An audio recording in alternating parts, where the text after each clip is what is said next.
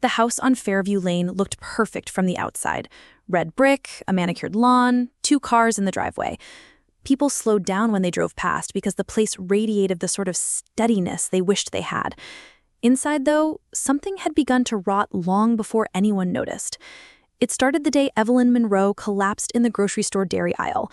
She was 49, mother of 3, reaching for a carton of milk. The plastic burst as it hit the floor, and her skull followed a moment later. By morning, the local news ran looping security camera footage under the banner "Sudden Tragedy." They called it cardiac arrest, silent, unstoppable. The funeral drew a crowd large enough to fill the little hillside cemetery and to force the siblings to stand shoulder to shoulder for the first time in years.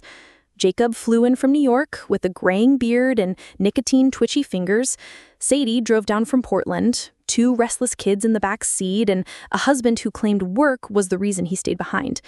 Daniel, the youngest, had never left town at all. He still slept in his childhood room, orbiting the family home like a satellite that couldn't find the momentum to break away. Their father, Leonard, hovered a few feet from the casket, jaw tight, eyes impossible to read.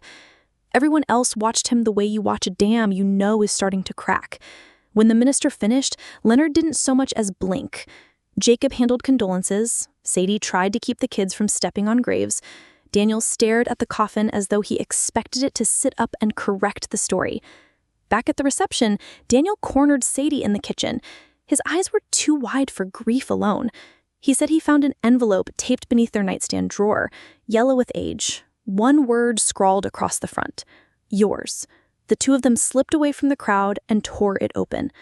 A single page in Evelyn's shaky handwriting said, "There is something you don't know about your birth. I tried to tell you, but he wouldn't let me. I'm sorry I wasn't stronger." Sadie sat on the edge of her childhood bed, staring at the note until the letters blurred. She and Evelyn had fallen out 4 years ago over something petty. Now she couldn't even remember what, but the silence that followed suddenly felt enormous. That night, long after the guests left, and Leonard retreated to the den with a refill of whiskey, Sadie crept into her mother's room and searched every drawer, every shoebox, every coat pocket. Nothing. Desperation finally drove her to the attic. She hadn't climbed that ladder since she was 10. Dust and cold air settled on her skin as she pushed aside old holiday decor and high school trophies no one could part with. A box marked "Donations" sat beneath a moth-eaten tarp.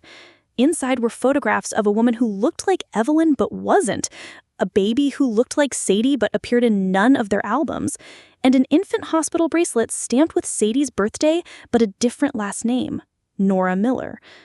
Downstairs, Leonard sipped whiskey in front of the